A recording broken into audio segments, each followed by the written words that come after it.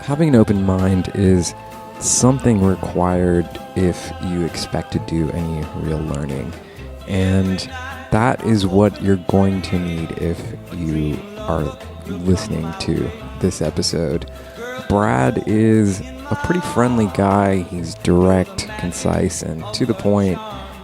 We went through some pretty interesting stuff, and hopefully you guys enjoyed this episode. It was interesting to do, and you gotta hand it to Brad. He knows his stuff, and the MAPS Institute is pretty important for our society, I think, in regards to really exploring transformative medicines that can actually cure the illnesses that we're plagued with on a daily basis.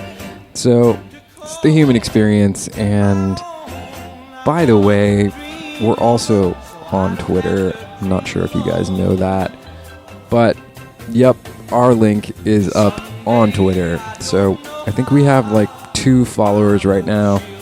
It would be cool if some of you guys went onto Twitter and followed us. You can find that link on our main page. Thanks, guys. Enjoy this episode. It was fun. Brad Burge is the Director of Communications at the MAPS Institute. He earned his bachelor's in communications and psychology from Stanford University in 2005 and his master's in communication from the University of California in 2009.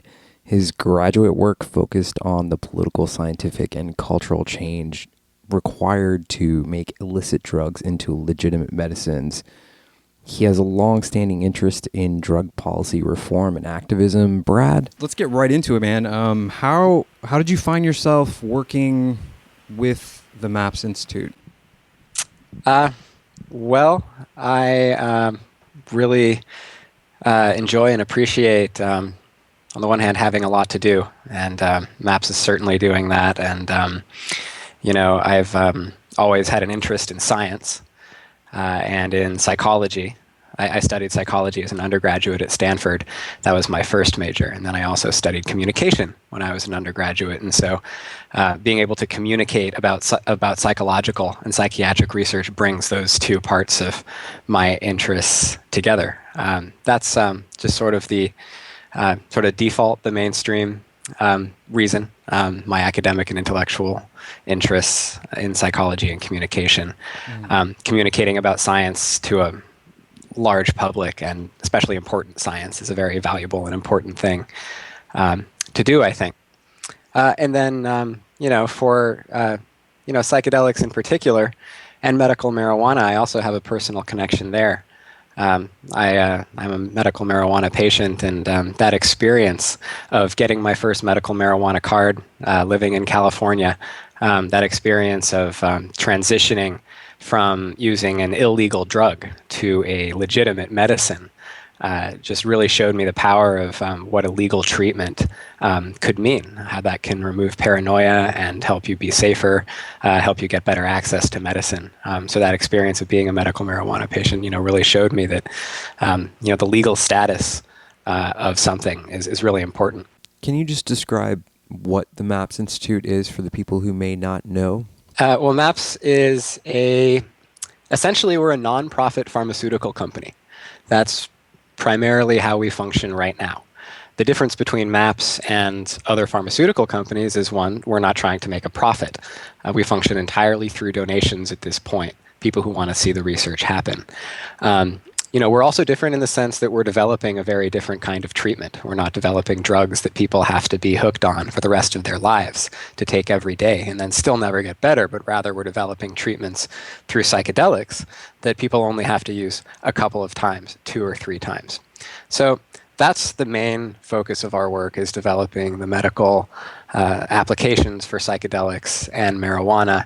In addition to that, we also do a lot of public education about the real risks and benefits of psychedelics and marijuana when they are used carefully and responsibly, since there's been so much propaganda and misinformation circulated over the last 100 years, really, over marijuana, and the last 60 years or so over psychedelics. Yeah. So we're trying to counteract a lot of that in addition to doing the research. There seems to be this legal penumbra, this dark legal penumbra around discussing these issues. And even in doing this podcast, the judgment is that here are two guys just kind of discussing what it feels like to do drugs. Yeah, that's that point you make about this critique of, well, are you just talking about drugs, or are you just a drug addict, or is that all you're interested in? That's part of what we're trying to dismantle. We're trying to sort of change how people think about that and stop just dismissing this category of drugs, psychedelics and marijuana, as drugs with no other use than abuse, whereas people are, seemingly arbitrarily, at least culturally, assigning other drugs that are far more harmful, prescription opiates and other painkillers, alcohol, nicotine, all of these things that are legal drugs, and those are somehow okay. So there's clearly an arbitrary or a historical distinction that we've learned to make, and MAPS is trying to collapse that distinction by showing, hey, it's not about these drugs are bad and these drugs are good. It's about how we're using the drugs and what we're doing with them, whether they're being helpful or they're being harmful. So MAPS was founded in 1986. MAPS stands for the Multidisciplinary Association for Psychedelic Studies, which is definitely a mouthful and sounds really boring, and that's really the point. We feel psychedelics are exciting in and of themselves, and they don't need a whole lot of hoopla surrounding them to get attention. So MAPS, as a nonprofit organization doing legitimate research, was started in 1986 in order to restore psychedelics back to scientific therapy, to scientific research and therapy. Prior, a lot of people don't know this, actually, is that before they were criminalized in the late 1970s and early 1980s, psychedelics, including LSD and MDMA, were actually widely used in therapy by psychiatrists and therapists for things like couples counseling, anxiety, even post-traumatic stress disorder, but no research had been done. So by the time these drugs escaped into the club scene and started being used and abused on a widespread basis, that research stopped, primarily because funding evaporated and suddenly it was very taboo to talk about it. So MAPS is working to get those substances back into a legitimate mainstream conversation. So being able to talk about them openly in a way that we're doing here, today on your show. Yeah, I agree completely. I really think it is very important that we have these types of open discussions and educate ourselves, others, and society.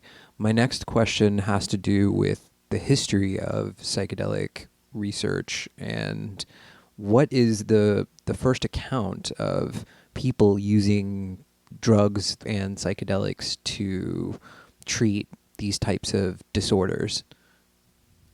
Well, the very first accounts were all the way back in the 1950s. Humphrey Osmond was one of the early Western discoverers.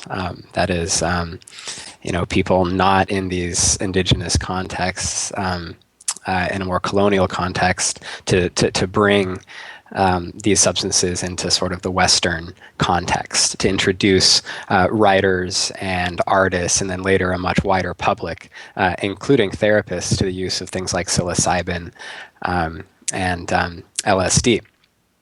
So it was all the way back in the 1950s and 1960s through the 1970s.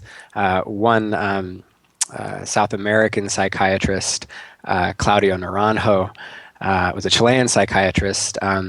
He's still around and travels and gives lectures. He wrote a book called Healing with Entactogens, which was just recently republished in English by MAPS, that was about the healing use of substances related to MDMA and also ibogaine to treat psychiatric disorders. So including a lot of firsthand case accounts from Naranjo's patients in the 1970s about the therapeutic uses of those substances.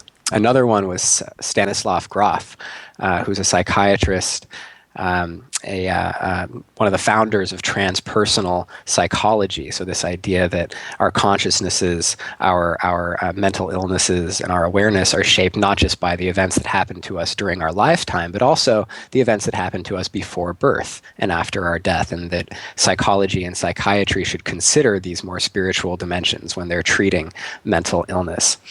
Stan Grof, back in the 1970s, was also treating thousands of patients using LSD and doing it legally. This was before LSD was criminalized. So there are some widespread firsthand case accounts from therapists and psychiatrists who have used these drugs and developed expertise in them before they were criminalized. Since then, there's been a massive freeze on the legal use of those substances. When they were made illegal, a lot of people went underground and continued practicing at the risk, of course, of their licenses and their legal freedom. And a lot of people just stopped. So now the research that we're doing is hoping to make it legal once again for therapists to use those in their practice. Yeah, that's pretty intriguing that people would have to go underground for various treatments and the research that you guys are conducting. So what is the current scope of the MAPS Institute? PTSD is our lead indication right now. We can talk all day in general terms about how psychedelics can be generally helpful for people. And some people have had those experiences and they've been helped by psychedelics. And they understand right off the bat, millions of people, in fact. But there's a lot of other people who haven't experienced that for whatever reason, because they're illegal or because they're just not interested, or because they've heard exaggerated claims about their risks, have not tried psychedelics themselves. So for those people, it's not the stories, it's not this general talking about it that really matters. What really matters is scientific research. And that's what's going to matter in changing a lot of minds and opening up people who could possibly benefit from the use of these substances. And also for moving through the FDA, which is the only way that these drugs are going to be approved for legal prescription use. Just as a side note, before I describe what we're doing with MDMA and PTSD, is that this clinical research, this prescription approval of MDMA and LSD and marijuana that MAPS is working towards is not our final end goal.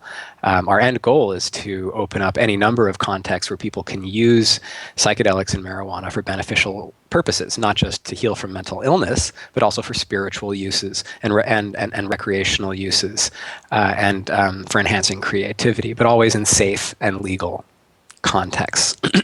Right. So with MDMA, this is kind of a doorway. It's a stepping stone to a much wider acceptance of psychedelic research and psychedelic therapy in this sense.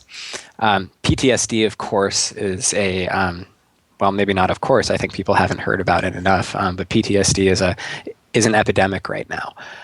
Not just the many thousands of veterans who are coming back from abroad suffering from PTSD, but also the millions of people who have experienced sexual assault or violent crime or natural disasters or anything that causes these kinds of lasting traumatic responses. This has happened to millions of people in the United States alone. Many people are trying to find better approaches to treating PTSD.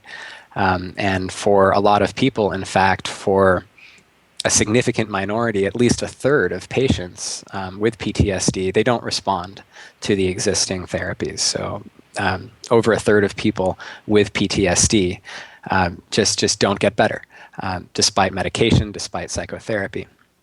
And PTSD is becoming more and more widely recognized. I think because of the veterans' issues, because of the response to the war in Iraq and Afghanistan, because of the incredibly just terrifying suicide rate among veterans, where we've had more veterans commit suicide than have actually died in combat in the Middle East in the last 10 years, and that's just horrifying. Yeah.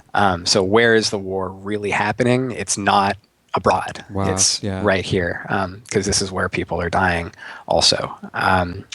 So PTSD is this major issue. It's a really pressing cultural problem, and there's a great deal of reason to believe, previously anecdotally and now through scientific clinical research that MDMA combined with psychotherapy can be a lasting treatment for PTSD. So currently, the approved treatments for PTSD, the approved drugs for PTSD, are SSRIs. They're selective serotonin reuptake inhibitors, Right. Prozac and Paxil. Again, for a third of people, those don't work. The results, even in the FDA-approved clinical trials for those, did show significant efficacy, but the margin was very small. So people did get better, but only marginally, barely enough for prescription approval, in fact. With MDMA, combined with psychotherapy, the treatment approach we're looking at only administers that to people a couple of times. So 2 or 3 times is the course of treatment in our studies, whereas for Prozac and Paxil, obviously people have to take those every day, often for the rest of their lives, and they still don't get better. Is there a more lasting effect of the use of MDMA to treat PTSD versus a pharmaceutical drug? Yeah, that's exactly what we're finding. And it's a totally different approach from the conventional pharmaceutical approach where people are getting these drugs every day. Our first completed pilot study that was in South Carolina in 19 subjects found that 83% of those in the study who received MDMA-assisted psychotherapy no longer qualified for PTSD after just 2 treatments. Now, to sort of highlight what that means is that so 83% of those 19 subjects received 2 sessions of MDMA-assisted psychotherapy. Mm-hmm. After those 2 sessions, they no longer qualified for PTSD, so they wouldn't have gotten into the study if they'd had that level of PTSD after the treatment. So that's compared with 25% of those who just received 2 standard therapy sessions. So exactly the same therapy without the MDMA. Mm-hmm. So we've got 25% versus 83%. The difference being made up for, presumably because of the double-blind nature of the trial, that difference was because of the MDMA being present. So these subjects also, they're not just everyday PTSD subjects. These are people who had had PTSD for an average of 19 years. So some much longer than that. So 2 decades, 3 decades even worth of PTSD, and they'd tried other treatments and they hadn't worked for them. So they enrolled in the study, and 83% of them didn't have PTSD after just 2 treatments. And that's not exaggerating. That is what the study results show. You can check out the results in the Journal of Psychopharmacology. That's amazing. Yeah, and then the following year, we did a follow-up of those subjects. So most clinical studies, including the ones for Prozac and Paxil, they only evaluated people after a few months following treatment. We followed people for an average of 3.8 years. So almost 4 years after their second treatment. And we found that over that period of time, those results, that 83% reduction or that 83% elimination of PTSD had been sustained on average for those people. Now, during that time, 2 subjects relapsed, so they developed PTSD symptoms again. We got permission from the FDA to give those subjects 1 additional session of MDMA-assisted psychotherapy again. Mm-hmm. And so we did that, and we found that their PTSD symptoms had dropped down below the qualifying level again. So some people just might take more, or those symptoms might come back. But still, we're only talking 2 or possibly 3 sessions of MDMA-assisted psychotherapy to eliminate or dramatically reduce PTSD symptoms in people who've had PTSD for an average of 2 decades. Yeah, I was speaking to a friend of mine in preparation for this interview. He served in the military, and he came back, was diagnosed with PTSD. He tried pharmaceutical drugs. They didn't work. He resorted to using psilocybin on his own, and he noticed a remarkable difference. He actually noticed an improvement in, his ability to deal with being back in the world. So how that leads me to my next question. how do we remove this social stigma? I mean, the research is there, and are you guys moving towards doing more controlled studies? Is MDMA? I mean, MDMA is the main focus, but I know that there are other psychedelics like LSD and ayahuasca and ibogaine, and there are clinics that you can go to treat addiction disorders. So, I mean, there's a large kind of scope of drugs here that you can use to treat these illnesses, I guess. Mental it's illnesses. really exciting. Yeah, we're trying to find out exactly which drugs are best for which conditions. But again, like I said, our broader mission is to open up all sorts of uses for these compounds. MDMA might be good combined with psychotherapy for one thing, but not for another. LSD, likewise, it's a different drug with different effects, and used in psychotherapy is probably useful for different things. So the research that we're doing is trying to parse that out, and also to establish a really firm evidence base for what are the real risks of these drugs, so that we can adequately inform people who might choose to use them on their own, like your veteran friend. The vision that was put forward by MAPS founder Rick Doblin when he started MAPS back in 1986. And I know you've spoken with Tom Schroeder, the author of Acid Test, and probably heard a little bit, about Rick and his character and his vision and his drive to bring these psychedelics back into mainstream practice, and in fact to become a psychedelic therapist himself, which is his goal. What we're focused on is moving MDMA through this clinical trial process. And if we continue to get these really astounding results, we have 4 currently ongoing phase 2 studies to build on those results. And we're starting to get some preliminary looks at the data, and it's looking really exciting. We're on schedule to deliver some really serious clinical trial results to the FDA at the end of 2021. So in about 7 years, we're going to have an evaluation from the FDA of the clinical trials that have been completed, deciding whether to make MDMA a legal prescription drug. Now, what that means in practice is not that people are going to be able to get a prescription from their doctor and take MDMA and go home and call them in the morning kind of situation. Right. Not at all. It's going to be administered much more like you could look at the model of methadone clinics, which are not legal in a lot of places still because of drug fears and prohibitions and miseducation. But you can look at methadone clinics or ibogaine clinics, as you mentioned, which are available for drug addiction, not in the United States, but in Mexico and other countries. Is that there will be clinics where people come in and they meet the therapist and they receive the therapy there.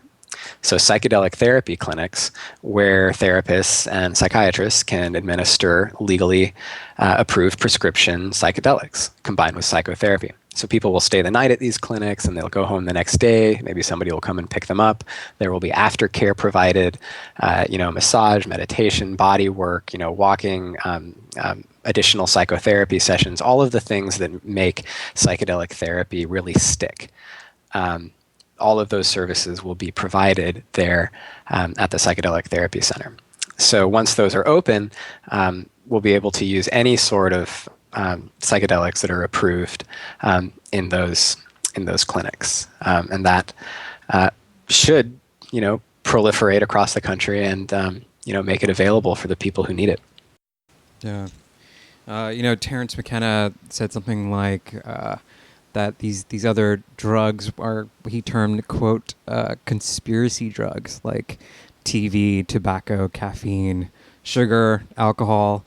And he said that we need to go back to the drugs that first made human beings like strong. And he was referring to Food of the Gods, where he talked about these sort of proto-humans with small brains that were kind of finding these mushrooms growing out of the feces of the local cattle there. And he claimed that by eating these little fungus shrooms, that it would have enhanced their eyesight, their sexual enjoyment, and thereby would have led to them sort of enhancing their genetic evolution. So he says that by, it's an urgent necessity for the legalization of these drugs. Do you see, there's Terence McKenna is a big name, and Timothy Leary. There doesn't seem to be anyone like that is sort of using philosophy and kind of talking to us anymore. I mean, I know Rick Doblin just seems like more of an activist than a philosopher. So I'm curious to know, do you see is there a reason for that separation? I don't see a reason for the separation. I think we definitely need both, in the sense that we need the guiding metaphors that come from philosophy and storytelling, and we also need the hard scientific evidence so that we can implement it into concrete policy, so that we can actually make these tools available. I think there's a tendency for philosophy to go off on its own track,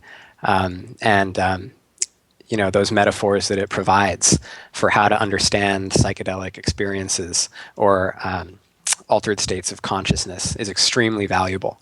And the stories that we get from people like Terence McKenna and the people who report their experiences, their own psychedelic experiences, are very valuable because they help explore the outer dimensions of consciousness, which is a scientific investigation and is something we have a right as humans to explore. But on the other side, these states of mind and these philosophies and these stories have been relegated to a counterculture, unfortunately, because of both decades of disruption by forces that don't agree with the philosophy, and also by deliberate or not deliberate, that is, by unintentional, the unintentional sidelining of the counterculture itself. Yeah. So every time we have a group that comes out and proclaims that it is a countercultural group, that it is fighting the status quo, it's a different approach to change than working within the mainstream and using the tools of, as they say, the system to change the system itself. Well, there's not a profit. There's no profit in a cure, right? So, right. I can't continue to take Paxil if I'm no longer depressed because I had a therapy session on MDMA. So, there's nothing really in it for these large pharmaceutical companies if we're actually being cured, of our ailments. I was reading about this ketamine infusion therapy. Have you heard of this? Yeah. Ketamine. It's a legal dissociative anesthetic that has some psychedelic effects. Yeah. It was there's actually a clinic in LA that uses this therapy treatment to treat problems such as complex regional pain syndrome, and it even affects depression. There's so many positive uses to these substances that we've already written off and demonized, and with our draconian laws. And I guess this is why MAPS is so important to what we're doing, is you guys are actually putting the research together and getting the information out there. As I mentioned, we have these phase 2 studies of MDMA-assisted psychotherapy. Also, just last week, or rather 2 weeks ago, the publication of some qualitative long-term results from our LSD-assisted psychotherapy study in Switzerland, which was completed last year. Those results were published in the Journal of Psychopharmacology as well. So we have results from that showing sustained reductions in anxiety and better quality of life in subjects with anxiety associated with advanced stage illness that participated in that study. So we have the MDMA studies, the LSD results. We're also working on some observational studies of ibogaine and ayahuasca-assisted therapy for addiction, and there's other organizations. The Hefter Research Institute is sponsoring really excellent psilocybin research, looking at psilocybin treatment for nicotine addiction, psilocybin-assisted psychotherapy for anxiety associated with life-threatening illness. So there's a lot of great work going on with psilocybin as well. So the field is I think, just opening up. in a really, really exciting way. And even, most excitingly, really is watching this field. For me, watching this field coming together, watching a new scientific, legitimate field coming together where people are literally coming out of the shadows or coming from their own professions, neuroscientists and hospice workers and marriage counselors and artists and just psychiatrists, pharmacologists. People are coming from all ends of the spectrum saying, hey, I have an interest in psychedelic therapy now that this is a mainstream conversation. So watching all of these different people come from these different fields to build this, new growing field of psychedelic therapy and psychedelic science is really cool. There's a lot of neat opportunities for students and other people with an interest in the field to kind of find their niche. What are some of the dangers associated with using this in a clinical setting versus a recreational setting, and how do you treat or react or respond to someone having an adverse reaction to what they're experiencing or feeling? Yeah. Seeing what is happening with psychedelics and therapy in a clinical setting kind of changes how you might think about what it means to have a difficult psychedelic experience. Often in these recreational settings, these less controlled settings, first of all, people don't know what they're getting. You never know what you're putting into your system unless you've done some sort of a scientific test. Testing kits are available, but they're not 100% reliable, and most people don't use them. So in those settings, you don't know what you're using. And then also in those settings, you lack support. So a difficult situation where you lose your self-consciousness or you lose your self-awareness, you can get into a very dangerous situation. You can either overdose because you don't know the dosage or what you're taking, or you can lower your boundaries, and people can get into compromising, dangerous situations. That's the main danger in those situations. But if you get into a difficult psychological state, which is to say a challenging one, where fears come up or difficult emotions come up, and you're in a comfortable setting with adequate water and snacks and very comforting, compassionate, trained therapists around you, those difficult situations can actually be transformed into very therapeutic ones. With psychedelics, often the reason for a difficult experience is because unprocessed emotional trauma or memories is coming up. And of course, if you're in an uncontrolled setting, that can be very dangerous. Yeah. But if you're in a therapist's office and you're prepared for the experience, in fact, you're expecting it, and you know that you're going to have adequate support, then that's actually a fantastic opportunity to deal with those issues as they come up.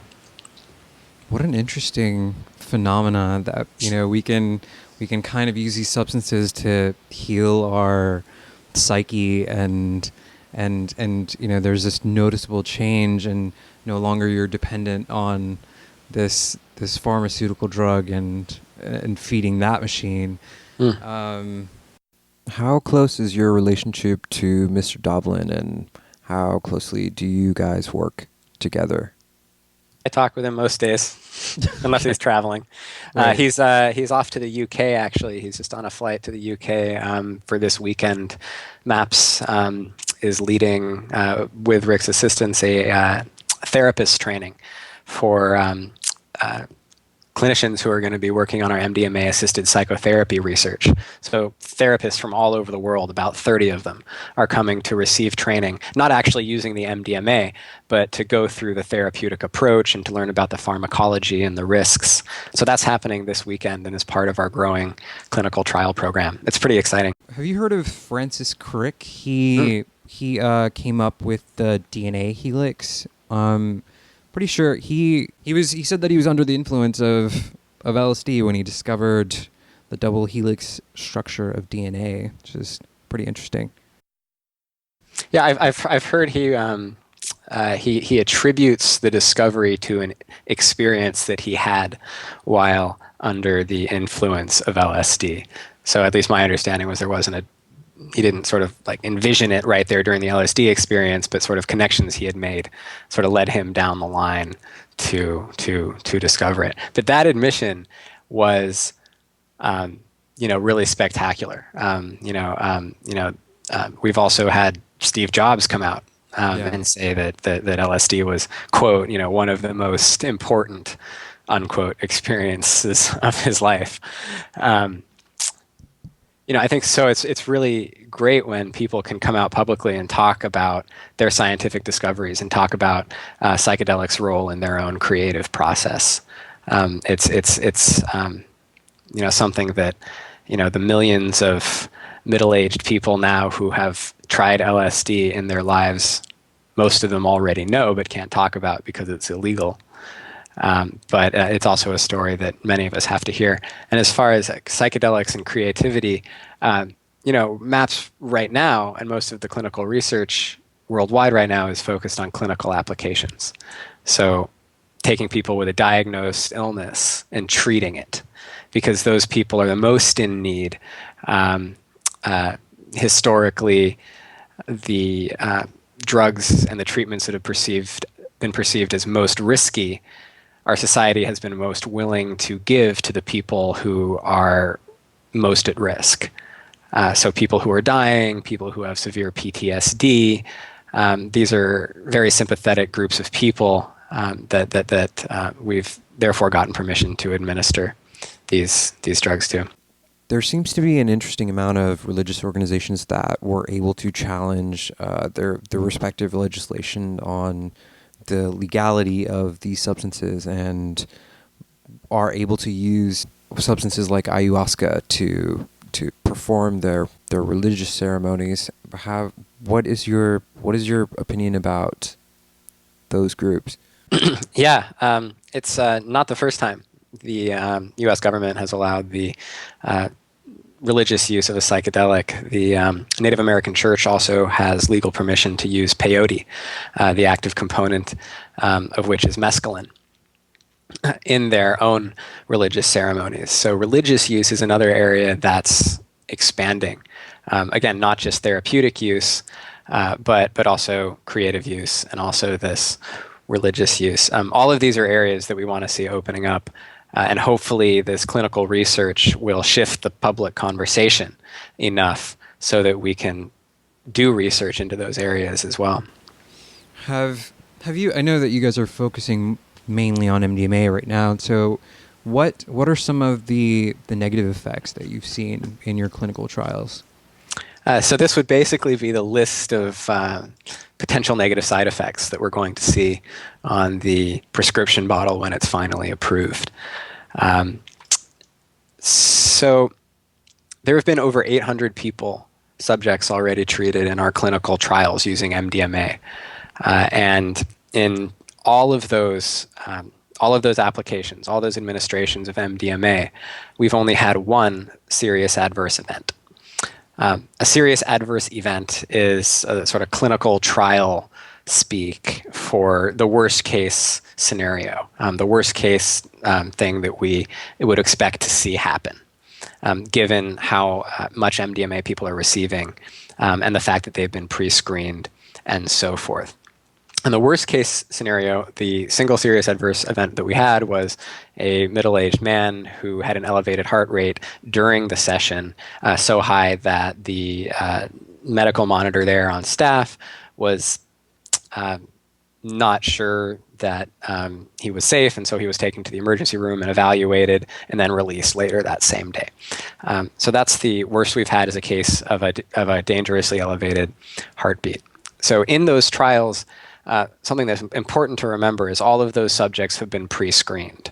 So anybody receiving MDMA in those clinical trials has already been evaluated for a family history of serious heart problems or serious neurological problems and things like that. So for different people, the risks vary. But for MDMA, the most common side effects are, as I said, an elevated heart rate, elevated blood pressure, and possibly an anxiety reaction. People can feel very anxious.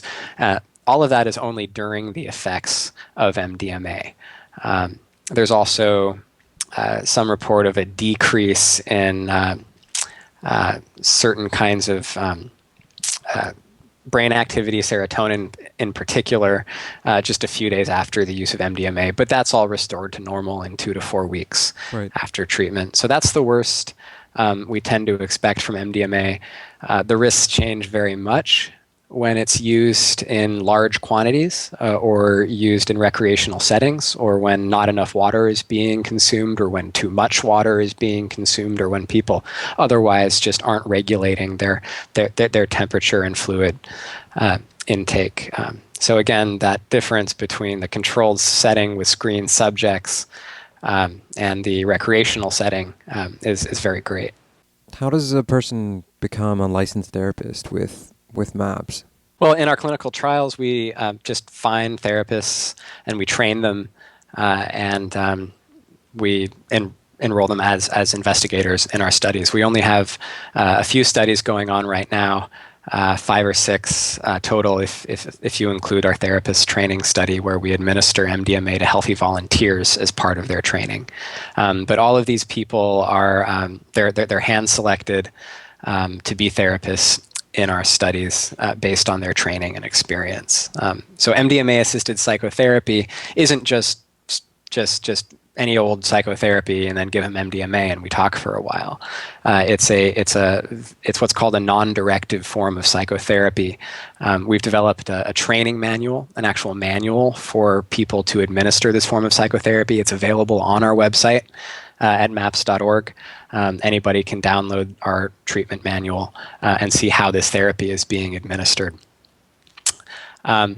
And a non-directive therapy is just this kind of therapy where it's open-ended. The therapist isn't telling the subject to go a certain way. The psychotherapist isn't interpreting the patient's experience in any way. They're just being reflecting boards for the subjects as they work through their trauma. So all of that's available online. It's a different process now during the clinical trials than it will be once MDMA is approved. Once MDMA is approved as a prescription drug, then any physician will be able to prescribe it. And then anybody with a therapeutic license under the supervision of somebody with a medical degree, a prescribing license, will be able to actually sit with the subject, or in that case, the patient, and administer the therapy. Yeah. That sounds like it would be a really positive thing for humanity as a whole. I hope so. There is a lot of people, not just in this country, but in other countries where PTSD is also an epidemic, where it could be really valuable. Yeah, that's a really good point, man. We're approaching the end here. Do you have anything else that you want to add? I know this is more of an awareness kind of thing where we're discussing what MAPS is doing and putting it on the map. Pun intended. Yeah. Just that a lot of people ask, how they can help and how they can get involved, and what they can do at this stage. One is definitely like Francis Crick did, like Steve Jobs did. Like a lot of people are doing, is it's important to talk about your experience openly, and really not be afraid. If you have the privilege to live in a culture, to live in a place where you can talk openly about your experience, then do. Of course, a lot of people don't, and a lot of people are still under threat of law, and they can't talk about their beneficial experiences because of their ethnicity or because of their economic location or because of where they live in the world. So for them, then talking openly about it isn't quite an option yet, but what they can do is educate themselves. Check out maps.org. We've got a newsletter that I send out every month with all of the latest research, multimedia news articles. So the email newsletter definitely is a great way to stay up to date. We have a lot of stuff. We have LSD studies and MDMA studies, ayahuasca studies, ibogaine studies. We have a marijuana study. We're right now waiting for a final decision from the state of Colorado on whether MAPS is going to get our first ever government grant for $2 million for our medical marijuana research for PTSD. That's something we haven't really discussed much because MDMA is so exciting. But marijuana as a treatment for PTSD is very much not like MDMA psychotherapy for PTSD, in the sense that we're not trying to completely eliminate PTSD symptoms, but rather just help people deal with the symptoms, to cope with the symptoms, on an everyday basis. So we're waiting on that grant decision. If we get that funding, we'll have all the funding we need for that study, although we'll still need to find a way to actually get the marijuana from the federal government. So that's a really fascinating story, and people should check out the email newsletter and follow along as we try to start the very first clinical research to make marijuana a prescription drug. Yeah, man, it's really exciting. I know there's a very broad scope of things here, and there are a lot of drugs that I guess that can be classified as helpful to repairing and treating PTSD. I know you guys are working with MDMA. I find ayahuasca is really interesting. Do you think is there a large difference in your mind between synthetic drugs that treat PTSD and the natural drugs that treat PTSD? I think the distinction isn't between synthetic and natural. I think that's a too easy distinction, because synthetic drugs can be beneficial for some things and other natural substances can be useful for other things. The difference really is that with synthetic drugs, you're just getting single isolated chemicals, which can themselves have beneficial effects, as we're seeing with the MDMA research. And as we see with LSD research, LSD is also a synthetic chemical, although it's derived from a natural compound, just like MDMA. So first of all, there's a synthesis process that makes it hard to distinguish natural from synthetic. You can get synthetic molecules derived from organic sources, for example.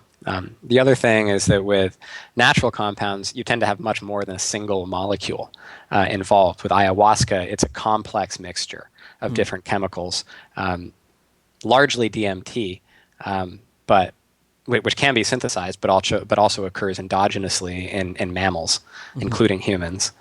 So that's a complex mixture of things. Ibogaine, some treatments use the isolated or synthetic ibogaine hydrochloride. Others use the more complex plant mixture.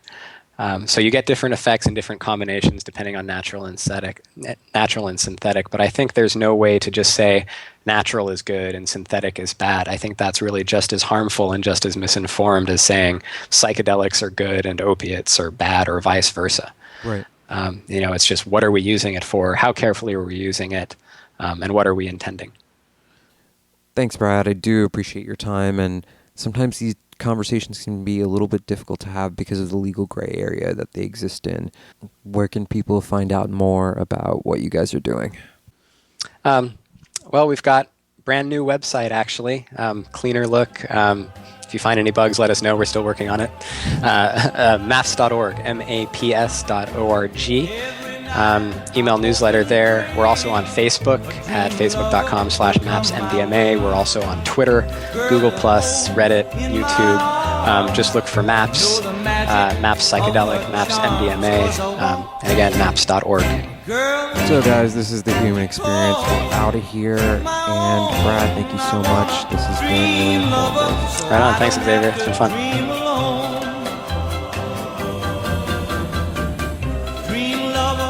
Where are you with a love oh so true, and the hand that I can hold, feel you near as I grow old, 'cause I want a girl to call my own. I want a dream lover so I don't have to dream alone. Someday I don't know how, I hope she'll hear my plea. Some way, I don't know how, she'll bring her love to me. Dream lover, until then, I'll go to sleep and dream again. That's the only thing to do, till all my lover's dreams come true. 'Cause I want a girl to call